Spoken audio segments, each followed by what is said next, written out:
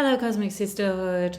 As explained in the last session, I will be recording this week and next week just purely because I am away visiting my poorly grandmother. So apologies for not being in person, but we will be back in person in time for Halloween. And if you may recall, I did have a little schedule for this month, and within this month we will be looking at spooky things. And what I think is really most interesting about spooky things, ghosts and weird happenings, is that potentially they are what pique our interest in spirituality, but perhaps before we understand what spirituality is. I think that ghosts are a really fascinating phenomenon, and I love ghost stories. I love reading. I say I love it, they also utterly terrify me. Let me be completely honest here. It's not like I go out ghost hunting and find myself wanting to do that kind of activity. I actually find it really quite scary. But I think that some of the reason I find it so scary is because of the human hype that goes on around ghosts. I did once go on a ghost hunt at the Guildhall in Leicestershire, which is reputed to be quite haunted. And I had to leave early. It was like an all-night thing, and I think I left by about 1 o'clock because honestly I was heart in my throat, terrified. And when I look back on that now, I think, was it the ghosts that I was scared of, which were really not doing a great deal, honestly. There was a bit of people saying, oh, it pinched my bum, or something got thrown at me, like a teeny tiny pebble, like very small stuff, and in the pitch black. So you really couldn't be sure what was going on. I think what scared me most was the hype that was being built up by the man who was running the event, which I think was actually shameless. He was basically making us feel like we could potentially die. And I think that then heightened alongside everybody else's exaggerated fear. Everybody was there paying money to be scared, and so they were willing to give themselves over to that experience of complete and utter ferocious fear. So the mood in the room was insane, and it made the idea of seeing, witnessing, experiencing a ghost just completely abominable, and I felt horrific and had to leave. So my question, I guess, is how scary are ghosts? Well, according to cultural narrative, they're absolutely terrifying. You know, we've all seen the films, or the spook films, the horror films, the scare films, but how many of us have had an experience with that kind of phenomenon that was that scary? Actually, as saying that, I do recall a couple of quite scary experiences in my life. So there was one when I was a child. I was in bed. I think I was reading. It was in the daytime. So all the lights, it was very light. I was reading a book on my bed, just minding my own business. It was very peaceful and quiet. And it was in my dad lived in an old Victorian style, or Edwardian even, terrace house. Huge, great big rambling house. And it always felt a bit haunted, and to this I think it probably was, but again it was, you'd glimpse something out of the corner of your eye, or sometimes you'd hear footsteps because on the creaky floorboards, but never anything like, you know, no turning a corner to meet the devil or anything like that. It was fairly intensive but tame, you know. It was always a bit like, oh, did I see that, did I imagine that, you know, stuff that you could write off. But this one incident, there was this wardrobe that was built into the wall. I guess before people had IKEA and places where they could go buy furniture. So the wardrobe was built into the wall and had a little latch on the bottom. But big, tall wardrobe, as high as the ceilings, quite high ceilings. Reading the book, minding my own business, and all of a sudden it was as if somebody was inside the wardrobe and they pushed it. And the both the doors came, but obviously the latch at the bottom kept it closed. But because it was quite big, long doors, it did open slightly and then flew back. And I just obviously jumped out my skin, screamed, ran out of the room and started accusing my brothers of being in the wardrobe, which upon investigation they were not. They were elsewhere in the house. So, you know, and also to be fair, I don't think little boys could have been as patient to have sat in the wardrobe for like an hour before then pouncing. I think that would have happened very quickly. So my dad blamed it, I guess, to try and make me feel less scared, blamed it on wind coming through the fireplace, which was on that same wall, but you know, there was no connection, there was no breeze coming through. Again, who knows what that was. I did used to hear footsteps and stuff in that room, and I just found the room in general quite uncomfortable. And I think after my dad later turned that room into a temple for his witchcraft, they used to hear a lot. I don't know. My experiences of these things in more recent times are far calmer. So the other day I was in the bathroom, and out of nowhere the cold tap just turned itself on really fast in the bath. That was it. No other taps in the house turned on, so it wasn't like a pressure thing. It was what it was. I was like, oh, who did that? Not me. And then turned it back off again and got on with my life. And I do find that I have these experiences every so often. It doesn't feel in any way like my house is haunted, but just more like perhaps as a visitor, a visiting spirit, perhaps somebody who is related to me in some way, just coming and popping by. I've had the tap go on just there in the kitchen once, years ago.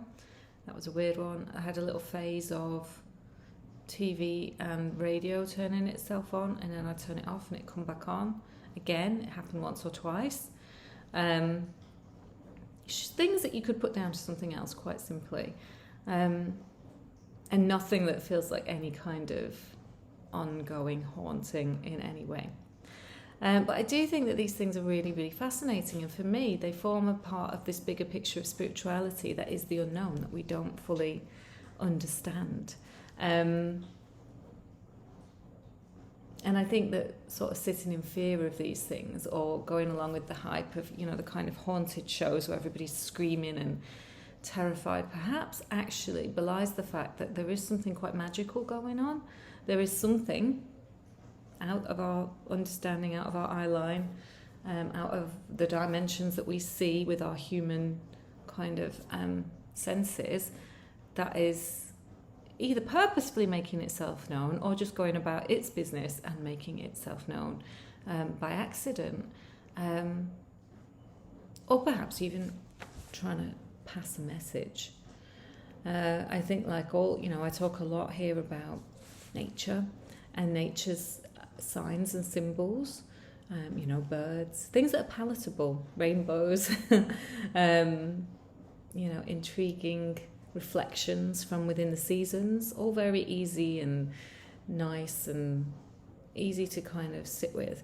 But this other phenomenon, whatever it might be, is perhaps that's trying to get our attention in some way or another. But even then, I guess the message is so obtuse that it's quite hard to accredit any meaning to. So I would really love to know is, what are your guys' spooky and spiritual experiences? So beyond the kind of angelic dreams and meanings and what we normally work with, but have you guys seen a ghost? Have you guys felt haunted? Have you been in a space that you felt uncomfortable with? Another place I used to feel uncomfortable was my husband's mother's house. Felt very dark, but then she was a very depressed person at that point in time, and I do wonder if there was a crossover there, if actually, you know, her mood kind of infiltrated the space a little bit. And I wonder too if, you know, I think I was talking to my dad and his wife about this recently in one of our videos over on the Rebel Heart Tarot Talk, is that a lot of poltergeist phenomenon tends to arise if there is a teenage girl in the house. And I wonder if that's like almost a projection of emotions that we don't know we're doing. It's one of those, you know, the sixth sense kind of emanating from somebody who is churning inwardly via hormones, emotions, learning to be in self-expression, or perhaps repressing self-expression and then unconsciously projecting outward as kind of bizarre phenomenon. Again, really fascinating, and I think there has been a lot of research on poltergeist phenomenon being related to a human in the vicinity. So perhaps something has gone on with that person, and because for whatever reason it's becoming part of the ethos. Really interesting, really fascinating. Another ghost experience that I had was, I do love talking about all of this, when I used to work in police complaints, and I went out on a trip to work with the police for the night, and it was an overnight trip with my friend, and we got in a police van and we went round with them. Honestly, absolutely nothing happened. It was the most boring night in the history of that town's policing. Like, no arrest, nothing. There was some girl had a tummy ache. And we got bored, and it was like 2-3 a.m. and we're like, look, can we go home now, please? Nothing is happening. We're not witnessing any real policing other than perhaps how boring it can be sometimes. I remember it being a full moon. I remember it being incredibly spooky, like you see in the films. You know, it's kind of big full moon, bright in the sky, the clouds moving across it in this really like werewolfy kind of way. It was quite remarkable and quite beautiful, I suppose. And we were driving back to my friend's house so that I could pick up my car and drive home. And as we drove onto her street, I think I was dropping her off at home, and I slammed my brakes on because there was something in the road that looked like a cat or an animal, and it was whizzing around in the road, and we both saw it. That's the thing. And I slammed my brakes on, and the more I tried to focus on it, the more it just kind of disappeared. So it was there. It looked like a little whirlwind in the street, and then it wasn't there. And she saw it, and I saw it, and obviously was quite terrified. I mean, when I think on it now, I think, well, was it a little bundle of gas? Was it the spirit of a cat or a pigeon that got run over or something that's like decided to re-emanate just in front of the car? But it was sufficient to let me not want to drive any further and stay over at her house in her spare room, because I was very scared. And I think these things are scary, not because that thing had anything against us or did anything to harm us, but because it opens our minds to other possibilities that perhaps we then don't want to deal with alone. So I was like, please, can I stay in your spare room? And she let me, bless her. And we drank copious tea, and it was kind of fun and unforgettable. But again, what was it really? I don't know. So this is my mission for you, is to firstly share any experiences you have with ghostly phenomenon, please. You can share them in the comments below this video. This video is on YouTube, but it is private just for you guys, so only people with the link can see this video. So you can comment below here if you wish, or you can go over to the Cosmic Sisterhood group and comment there. Now, with regards to the Cosmic Sisterhood group, I'm in two minds what to do. I am partly thinking of creating the Cosmic Sisterhood group as just an email list, so that you will continue to receive our Zoom links and our links to these videos just through your emails. I don't know whether that would be easier. People aren't as engaged in the actual Mighty Network, and trying to store stuff there has become very difficult. And I think for the amount of engagement that we were having, it wasn't worth paying the like £300 or whatever it was a year. So I'm just trying to work out the way to really simplify and streamline. So let me know what you think about an email list. So basically you'll just get your direct emails from me, with the links to these YouTube videos and the links to our Zoom meetings. It does mean that we don't really have a space to share in terms of typing little messages or anything like that. We could keep the Mighty Network for that.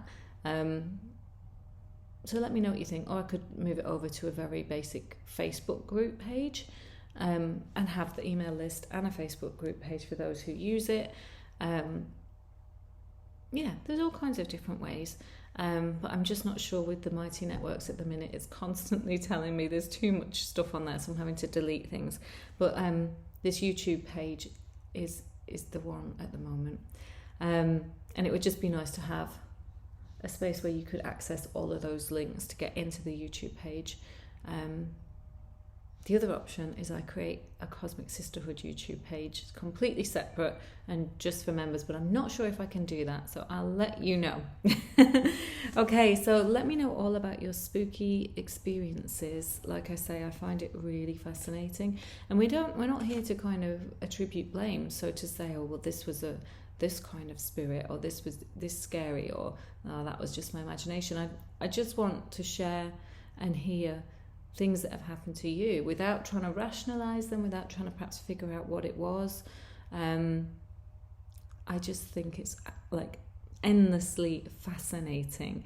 And of course there is the ghost phenomenon where, you know, people very clearly seem to see a person, or, you know, traveling along the road at night and a horse and carriage passes them by, or somebody in very old-fashioned clothing. And I do wonder if to an extent that's some kind of time slip or time recording imprinted on the air. I don't know. Let us know as well any interesting books you might have read or resources with regards to this phenomenon, because it is, you know, if anybody's interested in it, I guess it's so fascinating to continue to explore, particularly at this time of year. So I'm going to just take us one card for the moment. Let's ask about ghosts. So Cosmic Mother, no, Rebel Heart Tarot deck. Please let us know, you know, kind of what should we be thinking about in terms of ghosts, hauntings, and spooky experiences at this moment. Ask a silly question. Now let's see what these cards have to say, because honestly that is a kind of a bit of an off the wall question, but we'll see. Right, so the Seven of Wands has its own meaning, but right now I feel like they've just given us a ghost. He's got this hoodie character, which is almost like when children put the, and there's no face. I feel like that's a cool, spooky answer from the cards. They're not really giving us anything, except for the Seven of Wands is about doing things outside of the norm. Ghosts are certainly outside of the norm, and symbols and signs and reading your life appropriately. But then we have this hoodie with the unknown face, that kind of spooky, ghostly space. That's where the face should be. So I guess this card is kind of throwing it back to us, like, you're not supposed to know, but maybe if you do have a spooky experience, see it as an embodied part of your humanity, something to think about. Maybe there's a lesson there, maybe there's a medicine or a message. Maybe we're being forced to evolve so that we can understand these kind of phenomena better, because I do think the Seven of Wands is a little bit about evolution, and that evolution coming through challenging ourselves to be better, to be different, to be more egalitarian and kind and compassionate. And in the centre of this is this spooky unknown. So maybe ghosts play their part in phenomenon that's related to us and our abilities, perhaps, and our projections, but also in the world at large, being a bigger, more incredible place than perhaps we currently understand. And there is this unknown quantity with this black face that makes me feel like we're not supposed to know quite yet, but we are being encouraged, enlightened, and pushed in a direction of growth, as a collective humanity and as individuals. So perhaps if we see our ghostly and spooky haunted experiences in that light, it changes them and shifts them. So what are we being made aware of? What are we being asked to step up to? You know, if a ghost appears, what does it do? It challenges all of our conceptions of our humanity. And we could just go, oh, I'm scared, and not deal with that. Or we could think, all right, something more's going on. And then we start to explore and become more enlightened and more intrigued in the possibilities and potentials of what it really is to be human. And perhaps that goes far beyond what we currently perceive. Okay, thank you for being here and witnessing and listening to my little chat to you about ghosts. I hope it was entertaining. Please do, in the comments below, share some of your stories. I will be away, but if I can possibly check them, I will. And If I can't, then I will be when I get back, because trust me, those kind of stories I live for. All right. Thank you, ladies. Goodbye.